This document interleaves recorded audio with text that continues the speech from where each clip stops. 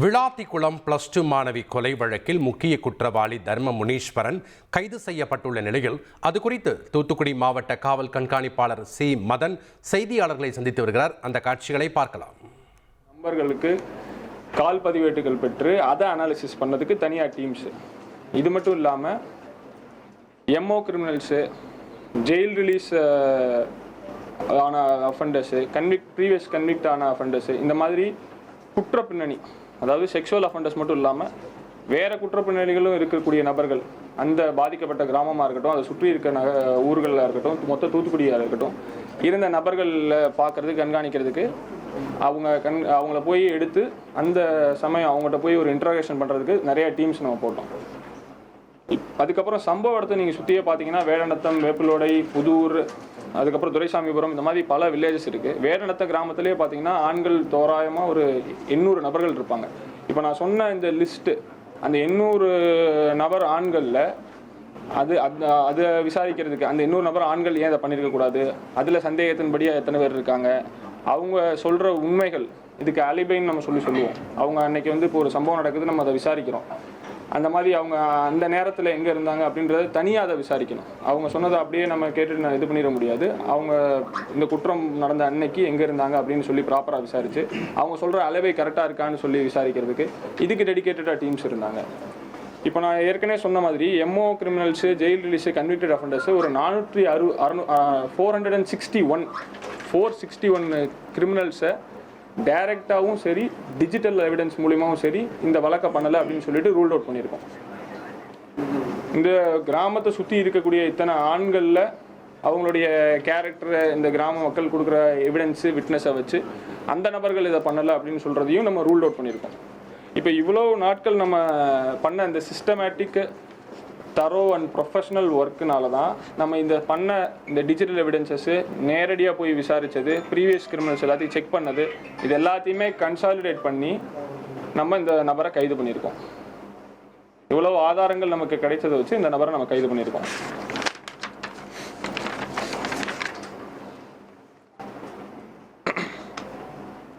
Next, இந்த வழக்கு report ஆன நாள்லேருந்து நான் டீமில் சொன்னக்கூடிய கான்ஸ்டபிள் ரேங்க்லேருந்து கூட எஸ்ஐ ரேங்க் வரை இருக்கிற நபர்கள், இப்போ ஒரு சூப்பர்வைசரி ஆஃபீஸராகவும் சரி, ஒரு டீமோடைய ஒரு இன்சார்ஜாக, ஒரு டிஎஸ்பியோ, ஒரு இன்ஸ்பெக்டர்னால ஒரு சில இன்ஸ்ட்ரக்ஷன்ஸ் கொடுத்து இதை பண்ணுங்க அப்படின்னு தான் சொல்ல முடியும். ஆனால் இரவு பகல் பார்க்காம ரெஸ்ட்டுக்கு நாம் போங்கன்னு சொல்லி சொன்னாலும் இந்த கான்ஸ்டபிள்ஸாக இருக்கட்டும், எஸ்ஐயாக இருக்கட்டும், இந்த வழக்கை கிராக் பண்ணுற வரைக்கும், இந்த குற்றம் புரிந்த நபரை பிடிக்கிற வரைக்கும் கிடைச்ச இடத்துலையே அங்கேயே அந்த ஊர்லேயே கேம்ப் பண்ணிவிட்டு அங்கேயே வண்டியிலேயே கூட தூங்கிட்டு அந்த மாதிரி ரொம்ப கஷ்டப்பட்டு ஒர்க் பண்ணாங்க. இது பார்ட் ஆஃப் போலீசிங் தான். தூத்துக்குடி மாவட்ட காவல்துறை இந்த மாதிரி ப்ரொஃபஷனலாக ஒர்க் பண்ணுறதும், இந்த மாதிரி சின்சியர் டெடிகேட்டட் கான்ஸ்டபிள்ஸ் டு எஸ்ஐனால தான் இந்த கேஸ் கிராக் ஆச்சு அப்படின்றதையும் நான் தெரிவிச்சுக்கிறேன்.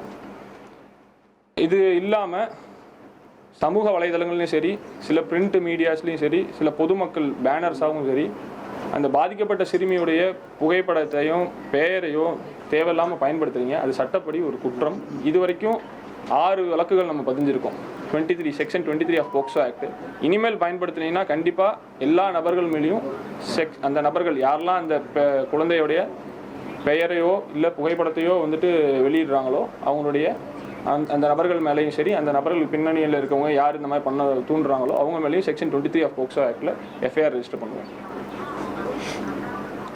இப்போது சிசிடிவி கேமராஸை இந்த மாதிரி சம்பவங்கள் நடக்காமல் இருக்கிறதுக்கு ஒவ்வொரு கிராமங்கள்லையும் இன்னும் அதிகப்படுத்துறதுக்கு இன்னும் 10 சிசிடிவி மினிமம் ஒரு கிராமங்களில் இருக்கணும் அப்படின்ற மாதிரியான ஒரு இன்ஸ்ட்ரக்ஷன் நம்ம கொடுத்துருக்கோம்.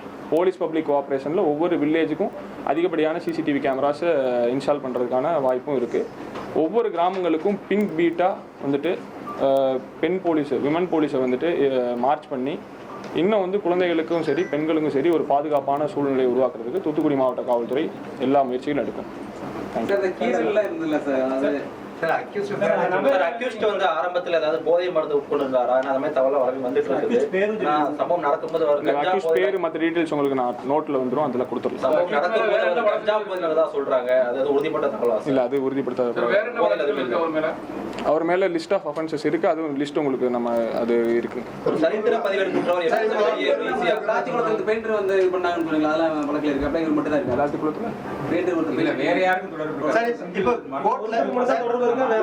சார் நான் திருப்பி உங்கள்கிட்ட சொல்லிடுறேன். வழக்கு புலன் விசாரணையில் இருக்குது. நான் சொல்கிறேன் உங்களுக்கு புரியுங்களா? இன்றைக்கி தான் கைது நம்ம எஃபெக்ட் பண்ணுறோம். நம்ம இந்த கேள்விகளுக்கான பதில்கள் நான் இப்போ இந்த சூழ்நிலையில் சொல்கிறது வந்து சரியாக இருக்கு.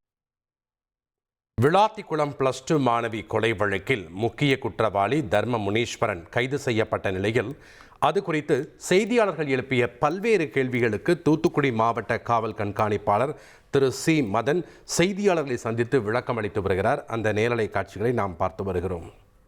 நான் சொன்னால் சரியாக இருக்காது. அது வழக்கு சிடி ஃபைலில் இருக்கக்கூடிய அதை நான் டிஸ்க்ளோஸ் பண்ண முடியாது. அதுதான் திருப்பி நான் சொல்கிறேன். உங்களுக்கு தெரியும், இந்த வழக்கு ரிப்போர்ட் ஆகி இது எனக்கு தெரிஞ்சு எத்தனை நாட்கள் ஆயிடுச்சுன்னு உங்களுக்கு தெரியும். இந்த வழக்கு ரிப்போர்ட் ஆகி இத்தனை நாட்களுக்கு அப்புறம் நம்ம சயின்டிஃபிக் லைன்ஸ் ஆஃப் இன்வெஸ்டிகேஷன் தான். எந்த வித அழுத்தத்துக்கோ வேறு எந்த வித இது விஷயங்கள்னால இன்ஃப்ளூயன்ஸ் ஆகாமல் பியோர் லைன்ஸில் சயின்டிஃபிக் லைன்ஸ் ஆஃப் இன்வெஸ்டிகேஷன் சிஸ்டமேட்டிக்காக பண்ணி தான் எவிடன்ஸ் நம்ம இது பண்ணியிருக்கோம். இதை மட்டும் இல்லாமல் இது வந்துட்டு ஹானரபிள் ஹைகோர்ட்டும் வந்துட்டு மானிட்டர் பண்ணிட்டு இருக்காங்க இந்த இன்வெஸ்டிகேஷனை. நான் ஏற்கனவே ஒரு ஸ்டேட்டஸ் ரிப்போர்ட் ஃபைல் பண்ணியிருக்கேன். திருப்பி ஒரு ஸ்டேட்டஸ் ரிப்போர்ட் ஃபைல் பண்ணுவேன். இப்போ இந்த நபர், இந்த நாங்கள் கைது செய்கிற நபருக்கு உடனே வந்துட்டு ரத்த சாம்பிள் எடுத்து பிளட் சாம்பிள் எடுத்து நம்ம டிஎன்ஏ மேட்ச் பண்ணுறதுக்கும் நம்ம வந்துட்டு லேபுக்கு அனுப்பிச்சிடலாம். ஏற்கனவே 22 வழக்கு மேல அவர் மேல இருக்குது. இவ்வளவு சுதந்திரமா அவர் எப்படி வெளியே வந்தாரு? பல்வேறு முரண்பாடுகள் இருக்கலாம் சார். அவர் ஒரு ரேப் அண்ட் மர்டர் ஆல்ரெடி வந்து எந்த ஆன் வாட் கிரவுண்ட் அவர் உங்களுக்கு அந்த டீடைல்ஸ் நம்ம போஸ்ட் கன்விக்டில் அப்பீல் பெட்டிஷன் போகும்போது அவர் பெயில் தான் வாங்கியிருக்காங்க. அங்கே போஸ்ட் கன்விக்ஷனில் போயிட்டு அப்பீல் பெட்டிஷன் இன்னும் பெண்டிங்காக தான் இருக்குது. அந்த டீடைல்ஸ் அது வரைக்கும் தான் தெரியும். மிச்ச டீடைல்ஸ் உங்களுக்கு நான் நோட் இப்போ இது ஹைகோர்ட்ல சொல்லும்போது police have told that the 5 suspects ஓட blood samples have been sent for DNA test. On what prima facie grounds was the blood samples of those 5 sent for? அந்த 5 நபர், நான் திருப்பி சொல்கிறேன், அந்த 5 நபர்களுமே சஸ்பெக்ட்ஸ். இப்போ நம்ம அதான் சொல்கிறேன் பார்த்தீங்களா, நம்ம அந்த 5 நபர்கள் சஸ்பெக்ட்ஸோட பிளட் சாம்பிள் எடுத்திருக்கோம். ஆனால் அந்த 5 நபர்களில் எந்த நபருமே நம்ம கைது எஃபெக்ட் பண்ணல.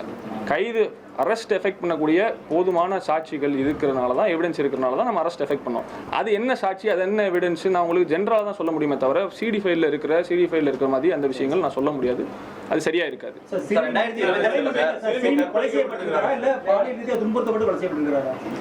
அந்த டீடைல்ஸ் சிடி ஃபைலில் இருக்குது, நான் டிஸ்க்ளோஸ் பண்ண முடியாது.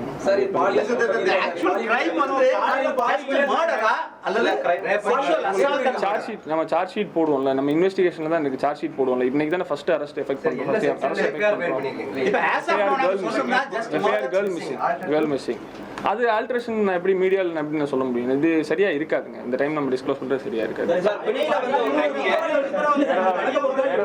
இல்ல நான் திருப்பி எல்லாத்துக்கும் ஒரே நிமிஷம் ஏற்கனவே இது வந்து செக்ஷுவல் அசால்ட் கம் மர்டர்னு ஆகி போச்சு. அந்த மாதிரி அனுப்பி இப்போ வந்து நாங்க எனக்கு வெறும் மர்டர்னு சொல்றதா அல்லது சஸ்பெக்டட் செக்ஷுவல் அசால்ட் அண்ட் மர்டர்னு சொல்றதா? செக்ஷுவல் அசால்ட் கம் மர்டர் தாங்க. செக்ஷுவல் அசால்ட் கம் மர்டர் தான். அதுக்கான எவிடன்சஸ்க்கு நம்ம சேகரித்து நம்ம அனுப்பிச்சிருக்கோம். அதுக்கான ரிசல்ட் வந்ததுக்கப்புறம் நம்ம சார்ஜ் ஷீட் உடனே ஃபாஸ்ட்டாக எவ்வளோ சீக்கிரம் பண்ண முடியும் பண்ணிடுறோம். நம்ம இன்வெஸ்டிகேஷன் இருக்குது. இதுக்கு மேலே நம்ம ஒவ்வொரு ஸ்பெசிஃபிக் கொஸ்டின் போயிட்டே தான் நல்லா இருக்காது. நான் ஜென்ரல் நான் சொல்லிட்டேன். ஏன்னா மக்களுக்கு இந்த சந்தேகங்களை வந்து நம்ம இது பண்ணணும். சட்ட ஒழுங்கு பிரச்சனையில் போயிடக்கூடாது அப்படின்றதுக்காக நம்ம என்ன தேவையோ அது எல்லாமே நம்ம டிஸ்கஸ் பண்ணியாச்சு. அந்த இந்த ஸ்பெசிஃபிக் டீடைல்ஸ் நான் சரியா இருக்காது சொல்றது. எங்க இந்த time, date, place of arrest இது சொல்றது சரியா இருக்காது. இன்வெஸ்டிகேஷன்ல இருக்கும். Sir last one more question. 22 case அவர் மேல இருக்குது. சோ பிணையில வந்த ஒரு கைதியை கிரைம் சரியா ஃபாலோ பண்ணல சார். இல்ல இங்க பாருங்க, தூத்துக்குடி மாவட்டத்தில் வந்துட்டு 1500 சரித்திர பதிவேடு குற்றவாளிகள் இருப்பாங்க. எல்லாத்தையுமே நம்ம ஃபாலோ பண்ணிக்கிட்டு தான் இருக்கோம். அது ஒருத்தர் பின்னாடி 24 நம்ம ஃபாலோ பண்ணிக்கிட்டு தான் இருக்கோம். அது ஃபாலோ பண்ணாம கிடையாது. அதை ஃபர்ஸ்ட் நல்லா புரிஞ்சுக்கோங்க. ரெண்டாவது விஷயம், அப்படியே ஃபாலோ பண்ணிட்டு நம்ம திருப்பி போய் அன்னைக்கு நம்ம செக் பண்ணுறோம் அப்படின்னும் போது எந்த குற்றம் செய்த நபரும் தானாக வந்துட்டு நேற்று இந்த குற்றம் நான் செஞ்சுட்டேன் அப்படின்னு சொல்ல மாட்டாங்க. சொல்கிறது உங்களுக்கு புரியுதுங்களா? அந்த நபரை நம்ம கைது பண்ணுற அளவுக்கு அந்த நபர் மேலே சந்தேகத்தை வச்சு அவர் சொல்கிற முரண்களை நம்ம கரெக்டாக எங்ககிட்ட இருக்க ஆதாரங்களை வச்சு தான் நம்ம வந்துட்டு அவங்களை பிடிக்க முடியும். உங்களுக்கு புரியுதுன்னு நினைக்கிறேன். ஃபாலோ பண்ணலன்னு சொல்ல முடியாது. திருடி தான் வண்டி எடுத்து வந்தாருன்னு சொல்றாங்க. அப்ப அவரு வேற எதுவும் காரணத்துக்காக வந்தாரா? வேற எதுவும் குற்றம் செயலுக்காக வந்திருக்காரா? அல்லது அது நம்ம விசாரணையில தான் தெரிய வருங்க. இப்ப நான் சொல்ல முடியாது. சம்பவம் நடந்தது இரவு நடந்திருக்குது. ஆனா அந்த காற்றால சிசிடிவி வந்து 2:40 இருக்குது. அது ஒரு டைம் வேரியேஷன். நீங்க வழக்கோட ஸ்பெசிபிக் நான் திருப்பி சொல்றேன். சம்பவம் நடந்த இடத்துல இந்த சிசிடிவி இல்ல. அது எங்களுடைய அனாலிசிஸ்ல வர்றது. நான் சொல்றேன் உங்களுக்கு புரியுதுங்களா? அது அந்த அந்த நபர் வந்துட்டு அது நம்ம இந்த டிஸ்கிரிப்ஷனுக்குள்ள நம்ம ஏன் போகணும்னு நான் கேட்குறேன். இந்த டிஸ்கிரிப்ஷனில் எந்த நேரத்தில் அந்த நேரத்தில் போனார் அந்த தகவல் தெரிஞ்சு நீங்களும் எதுவும் பண்ண போகிறது கிடையாதுன்னு நான் சொல்லுவேன். சரிங்களா? ஓகே, நான் திருப்பி உங்கள்கிட்ட ஒரு வேண்டுகோளாக வச்சுக்கிறேன். வழக்கோட ஸ்பெசிஃபிக்ஸ் பற்றி இங்கே டிஸ்கஸ் பண்ணுறது சரியாக இருக்காது. அது சட்டப்படி இப்படி பண்ணால் நல்லா இருக்கு. 10 நாளாக இருக்கு என்ன சார் இந்த ஒரு சிசிடிவி பார்க்க 10 நாளாக இருக்கு என்ன சார்? அந்த ஒரு சிசிடிவி இவ்வளோ விஷயங்கள் நான் சொன்னேன் இல்லைங்க. அந்த ஒரு சிசிடிவி ஒரு நபர் ஒரு பைக்கில் போகிற மாதிரி சொல்கிறீங்க. அதை ஒரு வச்சு நம்ம வந்து அந்த நபரை நம்ம கைது பண்ணல. இவ்வளோ விஷயங்கள் நம்ம சொன்னோம்ல. சிசிடிவி அனாலிசிஸ் அந்த நான் சொல்கிறேன்ல, வேடநத்தம் கிராமத்திலேயே 800 ஆண்கள் இருக்காங்க. அந்த 800 ஆண்களில் எவ்வளோ பேர் வந்துட்டு இந்த மாதிரி பண்ணியிருக்க வாய்ப்பு இருக்குது. அவங்க சொல்கிறதெல்லாம் உண்மையா? நான் சொல்கிறேன், உங்களுக்கு புரியுதுங்களா? அந்த வேடநத்தம் சுற்றி இருக்கக்கூடிய கிராமங்களில் எத்தனை நபர்கள் இருப்பாங்க, அவங்க பேசுகிற ஸ்டேட்மெண்ட் எல்லாமே உண்மையா? அதை நம்ம இண்டிபெண்டா வெரிஃபை பண்ணணும். இது சிசிடிவி மட்டும் அவருக்கு வந்திருக்கிறது இந்த ஊர்ல அவருடைய தொடர்புடைய யாரும் இருக்கிறாங்களா? ஏன்னா ஒரு பைக்கை திருடிட்டு தான் வந்திருக்கிறான்றாங்க. அப்படிங்கும்போது இந்த ஊர்ல அவருடைய கூட்டாளிகள் அந்த மாதிரி யாரும் இருக்கிறாங்களா? நான் என்ன சொல்றேன், இது ஒவ்வொரு கேள்விகள், அவருக்கு நண்பர்கள் யார் இருக்காங்க, உறவினர்கள் யார் இருக்காங்க, அதெல்லாம் பார்ட் ஆஃப் இன்வெஸ்டிகேஷன். அவர் ஏன் வந்தார் அதெல்லாமே சிடி ஃபைல்ல இருக்கும். அது நீதிமன்றத்தில் நாங்கள் சப்மிட் பண்ணுவோம். அதை ஒரு டிஸ்ட்ரிக்ட் சூப்பரிண்டென்ட் இந்த பிரஸ் மீட்ல சொல்லி சார், அடுத்த கட்ட நடவடிக்கை அந்த விவசாய நிலங்களுக்கு வேலைக்கு செல்லக்கூடிய பெண்களுக்கு அடுத்து கொடுக்கக்கூடிய பாதுகாப்பு என்ன சார்? நான் ஏற்கனவே சொல்லிட்டேன் இல்லைங்க. ஃபர்ஸ்ட் பிங்க் பீட் அதிகப்படியாக மார்ச் பண்ண போகிறோம். அதிகப்படியாக மார்ச் பண்ணிட்டு அதுக்கப்புறம் இல்லாமல் சிசிடிவி கேமராஸை டிராஸ்டிக்காக இன்க்ரீஸ் பண்ண போகிறோம். ஏற்கனவே அதை ஸ்டார்ட் பண்ணியாச்சு. ஸ்டார்ட் பண்ணியாச்சு. ஒவ்வொரு கிராமங்களிலும் அதிக கேமராஸ், அதிக police presence and patrol ensure பண்ணிடலாம். சார், ஒட்டுமொத்த மக்களுக்கு சொல்லுவாங்க இந்த நபர் பின்னாடி அரசியல் பின்புலம் இருக்கு சார். அந்த தொகுதி எம்எல்ஏ அப்படி ஒரு பேச்சு இந்த மாதிரி சொல்றாங்களா சார்? இந்த மாதிரி சமூகத்துல பார்த்துட்டு இருக்கிறோம் சார். நீங்க உறுதிப்படுத்தினீங்கன்னா ரூமர்ஸ் அந்த மாதிரி எதுவுமே கிடையாது. இந்த மாதிரி எதுவுமே கிடையாது. Okay sir. சரிங்களா? வேற ஓகே, தேங்க் யூ. காலையில வரை நீதிமன்றத்தில் வந்து கையெழுத்து போட வச்சிருக்காரு அப்படின்னு சொல்லி சொல்றாங்க. இவ்வளவு தாமதம். நான் அதை திருப்பி சொல்றேன். தூத்துக்குடி மாவட்டத்தில் ஒரு 1500 கிட்ட தோராயமாக வந்துட்டு சரித்திர பதிவேடு குற்றவாளிகள் இருப்பாங்க. அந்த அவர்கள் எல்லாத்தையும் நம்ம கண்காணிச்சுட்டு தான் இருக்கோம். இது மட்டும் இல்லாமல் பல வழக்குகள் வந்து ரிப்போர்ட் ஆகலாம். உங்களுக்கு சொல்கிறவங்களுக்கு புரியுதுங்களா? அந்த நபரை போலீஸ் போய் விசாரித்து பேசினா வந்துட்டு குற்றத்தை ஒத்துக்குவாங்களா? நமக்கு ஆதாரங்கள் தேவை, எவிடன்சஸ் தேவை, இவர் தான் பண்ணியிருக்காருன்ட்டுன்னு. நீங்கள் இந்த வழக்கோட காம்ப்ளெக்சிட்டியை புரிஞ்சுக்கிட்டீங்க அப்படின்னா, ஒரு ஸ்டேட் ஹைவே 75 பக்கத்தில் ஒரு 200 மீட்டர்ஸில் எஸ்ஓசி இருக்குது. உங்களுக்கு புரியுதுன்னு நினைக்கிறேன். இப்போ நான் அதை சுற்றி இருக்க கிராமங்களில் இருக்கக்கூடிய ஆண்களுடைய எண்ணிக்கையை சொல்லும் போதே உங்களுக்கு புரிஞ்சிருக்கணும். எத்தனை ஆண்கள் இருக்காங்க, அந்த ஒவ்வொரு ஆணையும் நம்ம வந்துட்டு இதை பண்ணியிருக்காரா, அந்த மாதிரி பண்ணலையான்னு சொல்லிட்டு ரூல் அவுட் பண்ணுறதுல ஆரம்பித்து 461 ப்ரீவியஸ் அஃபண்டர்ஸ் இருக்காங்க. அவ்வளோ அஃபண்டர்ஸையுமே நம்ம ரூல் அவுட் பண்ணணும். அவங்கள போய் விசாரித்து அவங்க சொல்கிற ஸ்டேட்மெண்ட் உண்மையாக இருக்காது. இது பார்ட் ஆஃப் இன்வெஸ்டிகேஷன். இது ரொம்ப தரோ அண்ட் ப்ரொஃபஷனல் லைன்ஸில் நடந்துச்சு. விளாத்திக்குளம் +2 மாணவி கொலை வழக்கு தொடர்பாக தூத்துக்குடி மாவட்ட காவல் கண்காணிப்பாளர் சி மதன் செய்தியாளர்கள் எழுப்பிய பல்வேறு கேள்விகளுக்கு விளக்கம் அளித்தார். இதனை நாம் பார்த்தோம். இனி செல்லும் இடமெல்லாம் செய்தி. தந்தி டிவியின் வாட்ஸ்அப் சேனலை ஃபாலோ பண்ணினா செல்ல இருக்கும் இடமெல்லாம் செய்தி. இதோ QR கோட் இப்பவே ஸ்கேன் பண்ணுங்க, ஃபாலோ பண்ணுங்க.